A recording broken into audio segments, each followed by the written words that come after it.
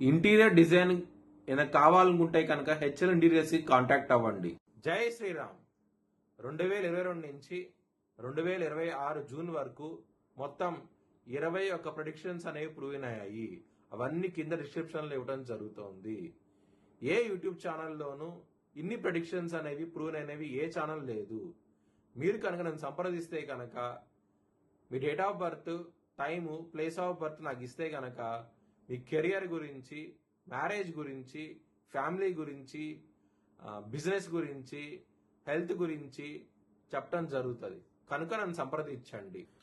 మకర రాశికి అధిపతి శని మకర రాశిలో ఉత్తరాషాఢ 2, 3, 4 పాదాలు, శ్రవణం 4 పాదాలు మరియు ధనిష్ట 1, 2 పాదాలు ఉంటాయి. ఈ నక్షత్రం వాళ్ళందరూ నేను చెప్పే వార ఫలితాలు వర్తిస్తాయి. ఈ వారంలో మకర రాశి వారికి సప్తమంలో గురు, రవి యోగిస్తున్నారు. తృతీయంలో శని యోగిస్తున్నారు.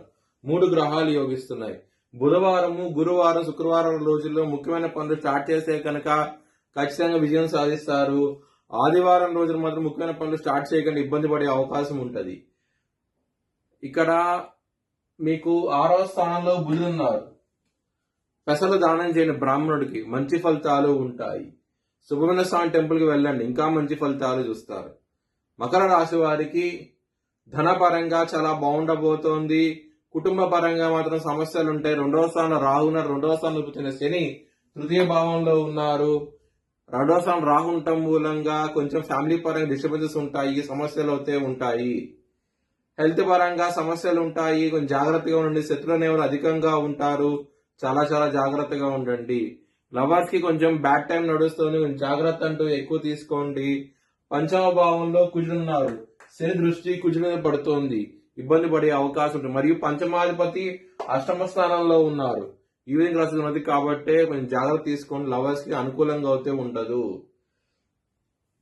బిజినెస్ పరంగా చాలా బాగుంటది, మ్యారేజ్ పరంగా చాలా బాగుంటది. ఎందుకంటే 7వ స్థానంలో గురువు ఉన్నారు కాబట్టి మంచి ఫలితాలు ఉంటాయి. కెరియర్ పరంగా మాత్రం బ్యాడ్ టైం నడుస్తోంది, కొంచెం జాగ్రత్తగా ఉండండి, ఇబ్బంది పడే అవకాశం ఉంటది. మీకు దశమాధిపతి శుక్రుడు 8వ భావంలో ఉన్నారు కాబట్టి అష్ట కష్టాలను చూస్తూ ఉంటారు. వృత్తిపరంగా మాత్రం సమస్యలు ఉంటాయి, ఇబ్బందులు ఉంటాయి, చాలా జాగ్రత్తగా ఉండండి. మీ భవిష్యత్ వివరాల కోసమై హెచ్ఎల్ఎన్ జ్యోతిష్యాలను సంప్రదించండి. Please like, share and subscribe my channel.